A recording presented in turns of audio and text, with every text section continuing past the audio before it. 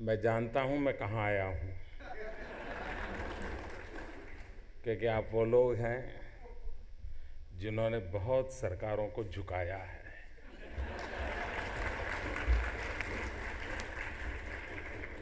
आप वो लोग हैं जिन्होंने अच्छी अच्छी सरकारों को कदम वापस लेने के लिए मजबूर किया है।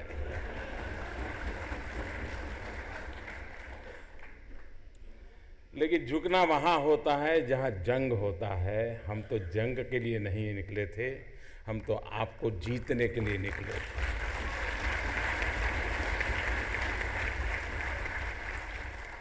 और मुझे खुशी है कि हमने आपको जीत लिया है और आपने हमें भी जीत लिया है।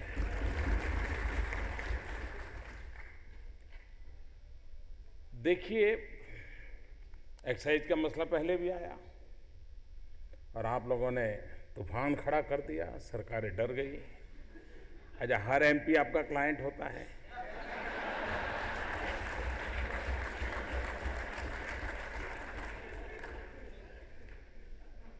तो आपको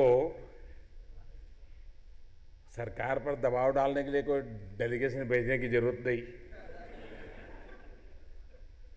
उस एमपी के यहां गए और रोज का नाता रहता है आपका।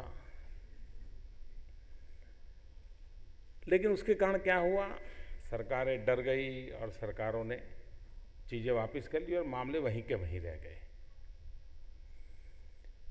मैं समझता हूं कभी कभी कोई चीज एक लंबे अरसे का अच्छा काम भी कर देती है। इस बजट की एक्साइज ड्यूटी ने पहली बार आप लोगों को यह समझाने के लिए मजबूर किया कि सरकार क्या होती है। क्योंकि आप सरकार नहीं जानते थे, आप सिर्फ एक्साइज ऑफिसर को जानते थे और गलती वहीं से होती है। आपको लगता था कि एक्साइज अफसर को मिल लिया तो बात हो गई। ठीक है, अब सरकार बदल चुकी है जी। पहली बार आपको पता चला सरकार क्या होती है और पहली बार सरकार को पता चला कि इस व्यवसाय में कितनी बारीकियां हैं, कितनी कठिनाइयां हैं।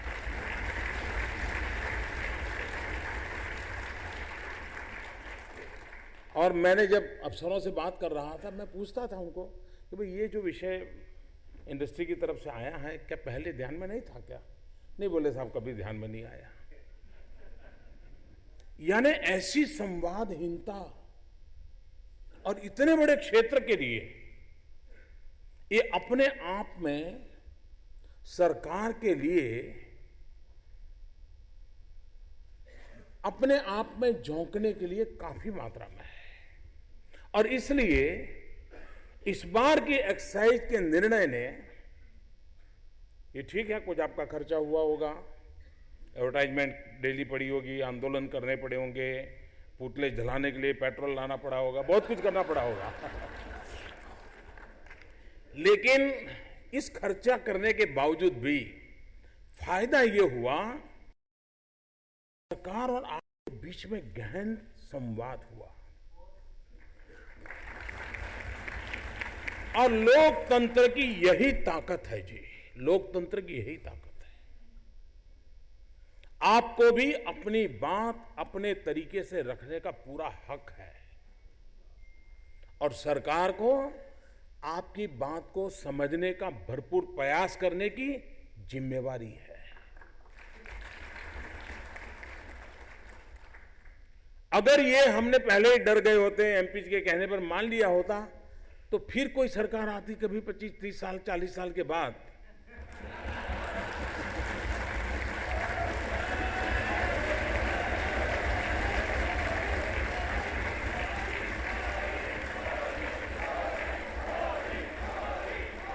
तो फिर उसको आपकी याद आती,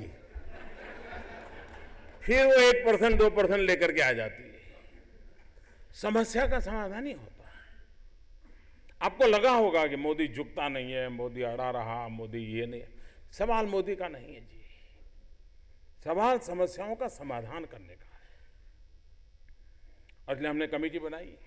कमेटी में आपके लोग रहे, आपके हर पहलू को सुनने का प्रयास किया गया है और इसके कारण भविष्य में भी सरकार जब भी कुछ निर्णय करेगी, ये सारे पहलू ओवरऑल देश की इकोनॉमी और डेवलपमेंट के लिए एक बहुत बड़ी भूमिका अदा करेंगे, ऐसा मेरा विश्वास है।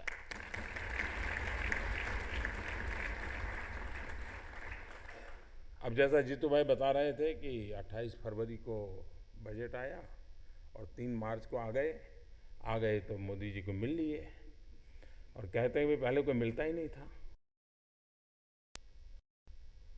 देखिए, सरकार आपकी है, ये द्वार आपके लिए हमेशा हमेशा खुले हैं। आपको अपनी बात नाराजी से भी रखने का अधिकार है जी, क्योंकि अगर सरकार संवाद नहीं करती है, संवाद नहीं होता है, तो समस्या का समाधान ही नहीं होता है। और अच्छा हुआ कि एक्साइज भी रही और समस्याओं का समाधान भी हुआ। एक्साइज अब सब वो ठीक है, पुराना अनुभव है आपका और इसलिए आपको डर लगना बड़ा स्वाभाविक है, लेकिन ये बदली हुई स्थिति में अब आपको भी मजा आएगा कि चलो भाई, नियमों से रहने का कितना बड़ा आनंद होता है, रात को कितनी गहरी नींद आती है। ये जो भय का माहौल था वो हमने खत्म कर दिया है। मैंने बीच में अफसरों के साथ एक मीटिंग की थी, तब भी मैंने कहा था हम नागरिकों को नेशन बिल्डिंग के पार्टनर समझे, करदाताओं को हम चोर न समझे। ये मेरा साफ मत है।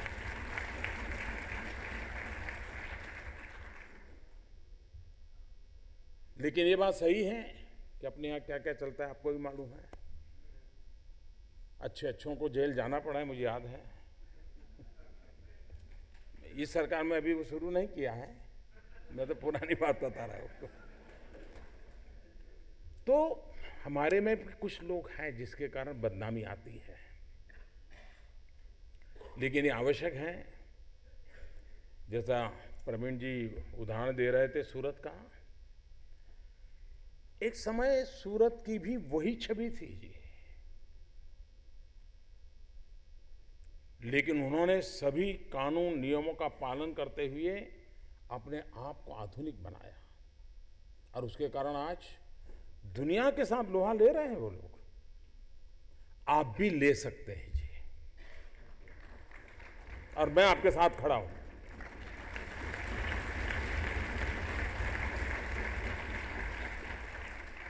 दुनिया में ज्वेलरी मार्केट इतना बड़ा है जी, उसका ग्रोथ इतना है, उसकी तुलना में हम बहुत पीछे हैं जी। विश्व में एक चीज की बहुत बड़ी मांग है और जिसकी पूरी ताकत हमारे पास है, लेकिन हम मैच नहीं कर पा रहे। पूरी दुनिया में हैंडवर्क मैनुअल ज्वेलरी, उसका बड़ा क्रेज है। मैं सही बोल रहा हूं ना? मुझे आपके व्यवसाय में नहीं आना है, चिंता मत करो। मैं जब गुजरात में था, मैं ज्वेलरी वालों से लगातार मिलता था। मैंने ज्वेलरी के स्किल डेवलपमेंट का इंस्टीट्यूट चालू किया था, क्योंकि मुझे पूरा मालूम है कि इसकी इतनी ताकत है। हमारे यहाँ मैन मेड ज्वेलरी में गुरु शिष्य परंपरा है। बहुत कम क्षेत्र हैं जिसमें गुरु शिष्य परंपरा है, उसमें एक ज्वेलरी है। सोनार के यहाँ जो काम करने वाला होता है, भट्ठी चलाने वाला, वो धीरे धीरे सोनार बन जाता है। गुरु शिष्य परंपरा वहाँ है और उसके कारण कुछ अच्छा भी हुआ और कुछ रुकावट भी आ गई। गुरु जितनी चीजें जानता था, शिष्य को इतनी मिल गई, उसको लगा चलो एक पीढ़ी निकल गई। नया करना, नया खोजना, नए प्रयोग करना, उसका एलिमेंट बहुत कम रहा और उसके कारण वैश्विक क्षेत्र में हम लुढ़क गए। हमारे पास हजारों साल की विरासत है। एक क्षेत्र ऐसा है हजारों साल की विरासत है। सोना कैसे निकाला जाता था, ये चीजें हमारे यहां वेदकालीन ग्रंथों में पाई जाती है। तो हमारे इस क्षेत्र से जुड़े हुए के पूर्वज ही तो होंगे वो किया करने वाले। इतनी बड़ी पुरानी विरासत हो और विश्व में हमारा दबदबा ना हो, ये चुनौती हमको स्वीकार करनी चाहिए। हम किस प्रकार से नए डिजाइनिंग पर जाएं, हम किस प्रकार से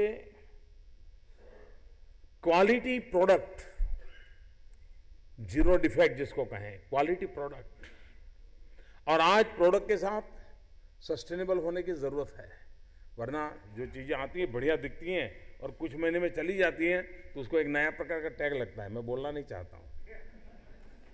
हम चाहते हैं भाई ये भारत का है, अरे भाई आंख बंद करके ले लो, बढ़िया है, ये होना चाहिए।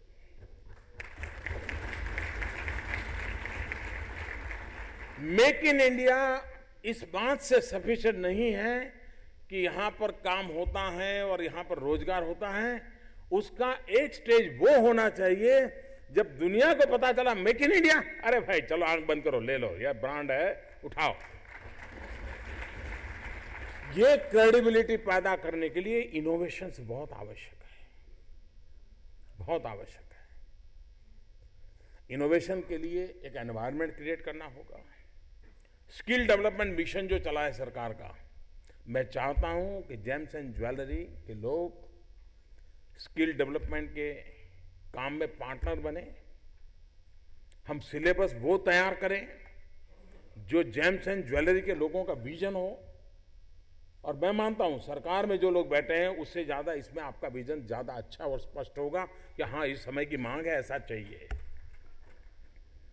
और आप जो यूनिवर्सिटी की बात करते थे, ऑलरेडी बड़ौदा में स्किल यूनिवर्सिटी बन चुकी है। जेम्स एंड ज्वेलरी के लोग उनके साथ जुड़े, उनके साथ अपना सिलेबस बनवाएं। आपको जैसा चाहिए वैसा ह्यूमन रिसोर्स डेवलपमेंट के लिए पूरी सुविधा होगी। और ये मैं सहमत हूं कि दो चीजों पर बल, एक ह्यूमन रिसोर्स डेवलपमेंट और दूसरा टेक्नोलॉजी अपग्रेडेशन।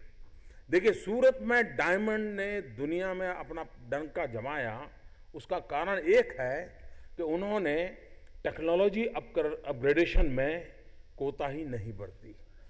उन्होंने हर बार नई चीज आई, अगर उनको लगा कि भाई डायमंड कटिंग में इतनी तकलीफ होती है और किसी ने लेसर टेक्निक से डायमंड कटिंग की व्यवस्था खड़ी कर दी तो उन्होंने एडॉप्ट कर ली तुरंत।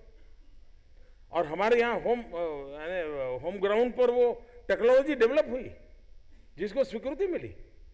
अरे कहने का मतलब है कि हम लोग अगर चाहें तो सब काम कर सकते हैं जी, सब काम कर सकते हैं। ये बात सही है कि भारत में गोल्ड ये सामाजिक प्रतिष्ठा से जुड़ गया है और उसके कारण किसी के घर में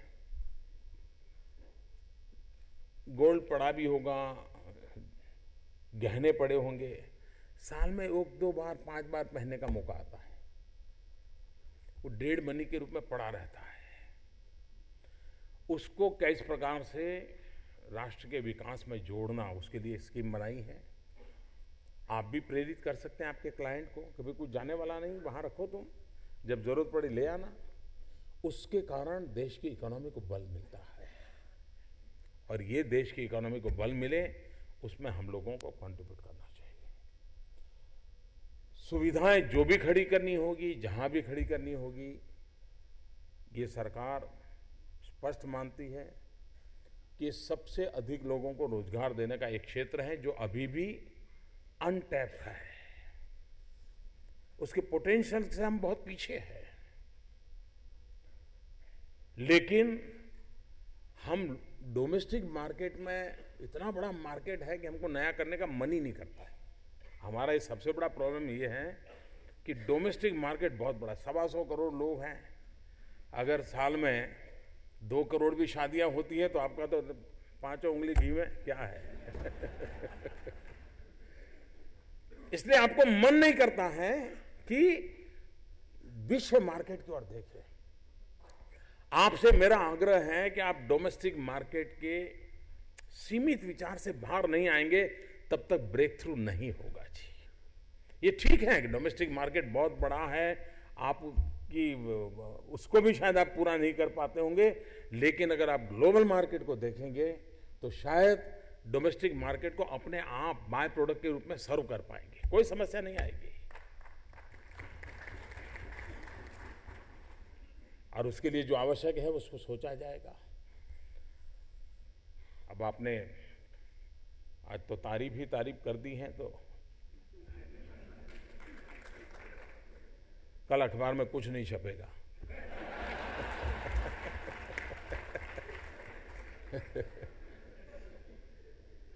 कुछ इधर उधर की बात बोलते तो छप जाता कुछ।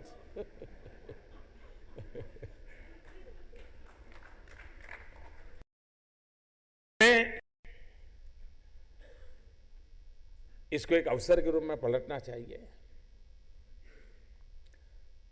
जितना आगे बढ़ सकते हैं बढ़ना चाहिए।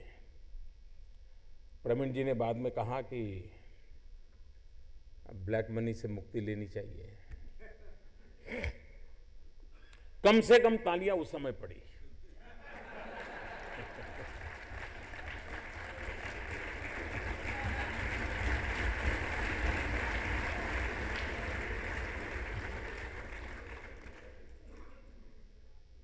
मैं सच कहता हूं और मैं आपके माध्यम से देश के लोगों को भी कहना चाहता हूं, हम क्यों ये बोझ पाल करके बैठे हैं जी। चैन से सो जाना, नींद आना, इससे बड़ा जीवन का ये इनकम टैक्स अफसरों का डर काहे का, ये सरकार का डर क्यों। ये स्थिति बदलने का सबसे बड़ा उपाय है 30 सितंबर के पहले जो भी है डिक्लेयर कर दो।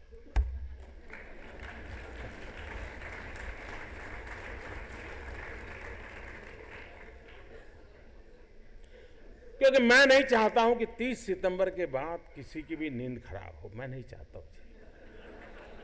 मैं 125 करोड़ देशवासी सुख चैन की नींद सोए, ये चाहता हूं जी। और मैं उस पाप को करना नहीं चाहता हूं जो 30 सितंबर को मुझे करना पड़े। इसलिए मैं आपको निमंत्रण देता हूं और आपके साथ जुड़े हुए लोगों को आप आसानी से बता दीजिए, क्योंकि सबसे ज्यादा आपसे जुड़े रहते हैं। मुझे जो ये एसोसिएशन के लोग, इतना हुआ जी कि आप लोगों ने खुल करके सब बातें बताई, वरना सरकार को कोई बताता नहीं है। जब ये लहरी कमेटी बनी तो आपके लोग मिल के आए तो कहते थे, साहब हमारे यहाँ तो लोग ठेले में पैसा लेके आते हैं, हमको कहाँ डालते हो इसमें। अरे काफी सच बता दिया आप लोगों ने। इसका मतलब है कि आप उन सबको जानते हैं, तो मेरा संदेश पहुंचा दीजिए ना।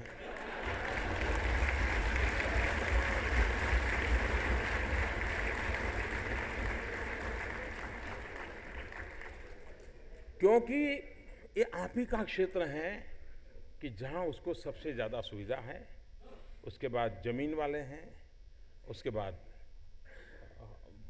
बिल्डिंग कंस्ट्रक्शन की दुनिया है, आप सबसे पहले हैं। तो आप मेरी मदद करेंगे, देश की मदद हो जाएगी। तो आपने देखा होगा संवाद से कितना फर्क आता है। हम आराम से अपनी कठिनाइयां बता सकते हैं। और अब आप इतना छोटा क्या मांग रहे हो प्रवीण जी? वो कह रहे एक मंत्री क्या देगा, एक डिपार्टमेंट है, एक मंत्रालय है। अरे पूरा प्रधानमंत्री रख लो यार।